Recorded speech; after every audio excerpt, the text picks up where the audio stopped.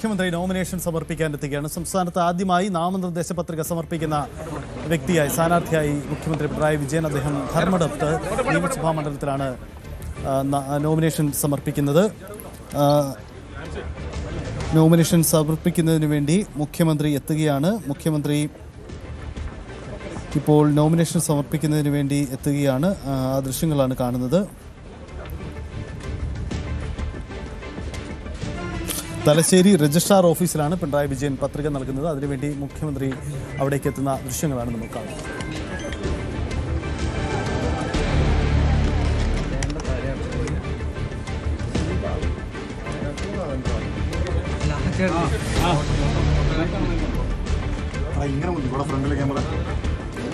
Thalassery registrar ഓഫീസിൽ മുഖ്യമന്ത്രി പിണറായി വിജയൻ പത്രിക സമർപ്പിക്കുകയാണ്. സംസ്ഥാനത്ത് നിയമസഭാ തെരഞ്ഞെടുപ്പ് ചില അസാധാരണ സാഹചര്യങ്ങളുണ്ട്. ഒന്ന് പരിമിതിയാണ് ഏറ്റവും വലിയ വെല്ലുവിളി. കാരണം കുറഞ്ഞ ദിവസങ്ങൾ മാത്രം, 2 അവധി ദിവസങ്ങൾ കടന്നു വരുന്നു. 24-നുള്ളിൽ നോമിനേഷൻ പൂർത്തിയാക്കണം. അതുകൊണ്ട് തന്നെ ഈ സമയത്തിനുള്ളിൽ നോമിനേഷൻ പൂർത്തിയാക്കുക എന്നൊരു വലിയ വെല്ലുവിളി രാഷ്ട്രീയ പാർട്ടികൾക്കും സ്ഥാനാർത്ഥികൾക്കും മുന്നിലുണ്ട്. നോമിനേഷൻ സമർപ്പിക്കുന്നതിന് നമുക്കറിയാം സാങ്കേതിക കടമ്പകൾ പലതുണ്ട്. കേസുകളും സ്വത്ത് വിവരങ്ങളും ഒക്കെ തയ്യാറാക്കിക്കൊണ്ടുള്ള വിശദമായ പഴുതടച്ച രേഖ തയ്യാറാക്കി വേണം നോമിനേഷൻ സമർപ്പിക്കാൻ. പ്രധാന സ്ഥാനാർത്ഥികൾ തള്ളിപ്പോയാൽ ഡമ്മി സ്ഥാനാർത്ഥികൾ ഉണ്ടാവണം. ഇങ്ങനെ വലിയ സങ്കീർണതയുണ്ട്. ഈ സമയപരിധിക്കുള്ളിൽ ഇതൊക്കെ പൂർത്തിയാക്കുകയും വെല്ലുവിളിയാണ്. അപ്പോൾ ഒടുവിൽ സ്ഥാനാർത്ഥിത്വം കിട്ടുന്നവർ ഇതൊക്കെ എവിടുന്ന് സംഘടിപ്പിക്കുമെന്ന ചോദ്യം കൂടിയുണ്ട്. അങ്ങനെ ആ വെല്ലുവിളിയൊക്കെ അതിജീവിച്ചുകൊണ്ട് വേണം എല്ലാവർക്കും പത്രിക സമർപ്പിക്കാൻ. പക്ഷേ CPM-ൽ ചിത്രം നേരത്തെ തന്നെ അറിയാമായിരുന്നു. മുഖ്യമന്ത്രി നോമിനേഷൻ തയ്യാറാക്കി. മുഖ്യമന്ത്രി തന്നെ ആദ്യമായി നോമിനേഷൻ സമർപ്പിക്കുകയാണ് സംസ്ഥാനത്ത്. ഈ മുന്നണികൾ സ്ഥാനാർത്ഥികളിൽ ഏറ്റവും പ്രധാനം മുഖ്യമന്ത്രിയാണ് ആദ്യം നോമിനേഷൻ സമർപ്പിക്കുന്നത് എന്ന പ്രത്യേകത കൂടിയുണ്ട്. KV ബൈജു നമുക്കൊപ്പം ചേരുന്നു. ബൈജു, മുഖ്യമന്ത്രി സംസ്ഥാനത്ത് ആദ്യം തന്നെ പ്രധാന മുന്നണി സ്ഥാനാർത്ഥികളിൽ നോമിനേഷൻ സമർപ്പിക്കുന്ന വ്യക്തിയായി മാറുകയാണ്. കുറഞ്ഞ ദിവസങ്ങളാണ്, വലിയ വെല്ലുവിളിയാണ് എല്ലാവർക്കും. എന്താണ് മുഖ്യമന്ത്രി അവിടെ എത്തുന്ന? മുഖ്യമന്ത്രിക്കൊപ്പം ആരൊക്കെയുണ്ട്? എന്താണ് സാഹചര്യം?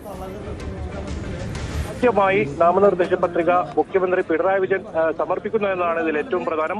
അല്പസമയത്തിന് മുൻപാണ് സബ് രജിസ്ട്രാർ തലശ്ശേരി ജില്ലാ രജിസ്ട്രാർ ഓഫീസിലേക്ക് മുഖ്യമന്ത്രി എത്തിയത്.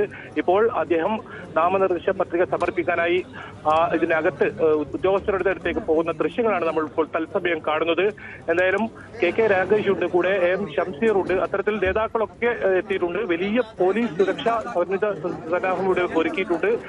അത്തരത്തിൽ വലിയ ഒരു പ്രവർത്തകരും ഇവിടെ തടിച്ചുകൂടിയ ഒരു സാഹചര്യമുണ്ട്. എന്തായാലും ആദ്യമായി നാമനിർദ്ദേശ പത്രിക സമർപ്പിക്കുന്നു എന്നത് തന്നെയാണ് ഏറ്റവും പ്രധാനം. 3ാം തവണയും ധർമ്മടത്ത് നിന്നും മുഖ്യമന്ത്രി പിണറായി വിജയൻ ജനവിധി തേടുന്നു എന്നതും ഏറ്റവും പ്രധാനമാണ്. എന്തായാലും മുതിർന്ന നേതാക്കൾക്കൊപ്പം ശശി ഉൾപ്പെടെയുള്ള നേതാക്കളുണ്ട്. എല്ലാവരും ഒപ്പമാണ് മുഖ്യമന്ത്രി ഇവിടെ എത്തിയത്. ഇപ്പോൾ നമുക്ക് കാണുന്ന തത്സമയ ദൃശ്യം അത് നാമനിർദ്ദേശ പത്രിക മുഖ്യമന്ത്രി സമർപ്പിക്കുന്നത് തന്നെയാണ്.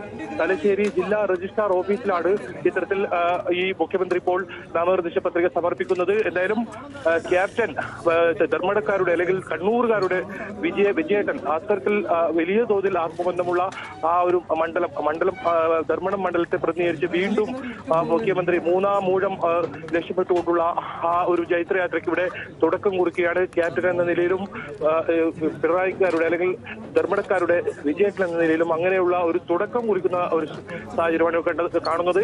ഏതായാലും വരും ദിവസങ്ങളിൽ ഈ നാമനിർദ്ദേശ പത്രിക നൽകുന്നത് സംബന്ധിച്ച് അവധി ദിനങ്ങളൊക്കെ വരുന്നുണ്ട്. അതുകൊണ്ട് തന്നെയാണ് ആദ്യ ദിനം തന്നെ ഇന്ന് തന്നെ ഇത്തരത്തിൽ നാമനിർദ്ദേശ പത്രിക സമർപ്പിക്കാനുള്ള ഒരു തീരുമാനം ഉണ്ടായത്.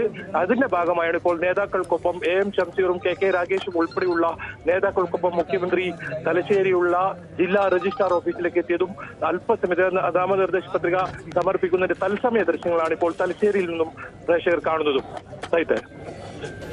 മുഖ്യമന്ത്രി നോമിനേഷൻ സമർപ്പിക്കാൻ എത്തിയിരിക്കുകയാണ്. മുഖ്യമന്ത്രിക്കൊപ്പം പാർട്ടിയുടെ പ്രധാനപ്പെട്ട നേതാക്കളുണ്ട്. നമുക്ക് ദൃശ്യങ്ങളിൽ കാണാം. നോമിനേഷൻ സമർപ്പണത്തിന് ശേഷം മുഖ്യമന്ത്രിയെ സംബന്ധിച്ച് വലിയ ദൗത്യമാണ്. ഇനി കേരളത്തിൽ എമ്പാടി യാത്ര ചെയ്തുകൊണ്ട് പ്രചരണത്തിന് നേതൃത്വം നൽകണം. ഇടതുപക്ഷത്തെ സംബന്ധിച്ച ഏറ്റവും പ്രചാരകൻ മുഖ്യമന്ത്രിയുടെ തന്നെയാണ്. അതുകൊണ്ട് എല്ലാ മണ്ഡലങ്ങളിലും പരമാവധി വോട്ട് എടുത്തുക എന്ന ഒരു വലിയ ദൗത്യമായിരിക്കും. കൺവെൻഷനുകളിൽ കാര്യമായി പങ്കെടുക്കേണ്ടി വരും.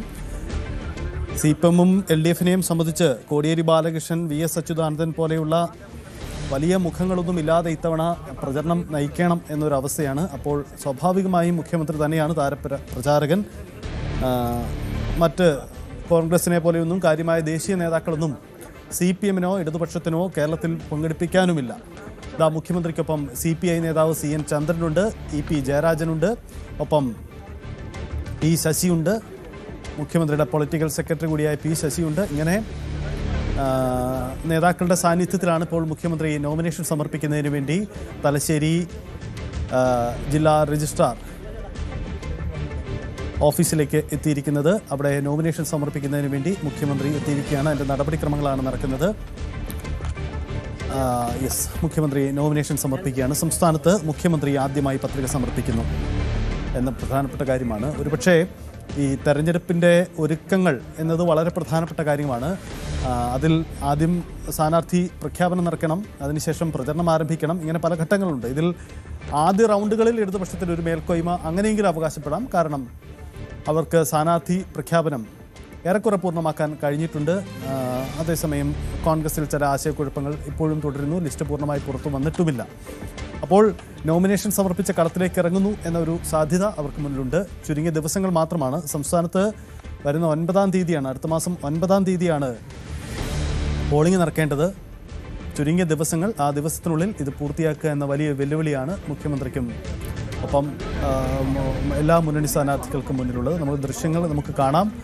തലശ്ശേരി സബ് രജിസ്ട്രാർക്ക് മുന്നിൽ മുഖ്യമന്ത്രി നോമിനേഷൻ സമർപ്പിക്കുന്നതിന് വേണ്ടി മുഖ്യമന്ത്രി അവിടെ എത്തിയിരിക്കുകയാണ്. പ്രധാന നേതാക്കളുടെ സാന്നിധ്യം അവിടെയുണ്ട്.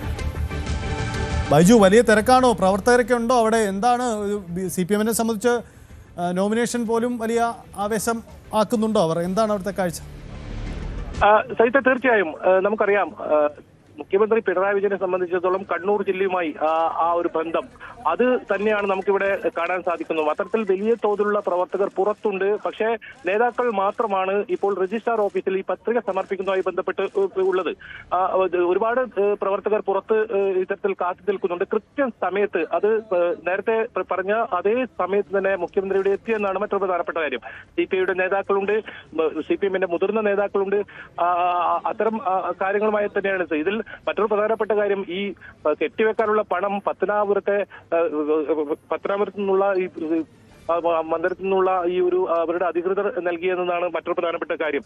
അങ്ങനെ വളരെ ലളിതമായ രീതിയിലാണ് ഇപ്പോൾ ഇവിടെ ഈ പത്രികാ സമർപ്പണമെങ്കിലും ആവേശകരമായ ഒരു യാത്ര ഇപ്പോൾ ഇവിടുന്ന് തിരിച്ച് പുറത്തു വരുമ്പോൾ പ്രവർത്തകരുടെ ഭാഗത്തുനിന്ന് ഉണ്ടാവുമെന്നാണ് നമുക്ക് മനസ്സിലാക്കാൻ സാധിക്കുന്നത്.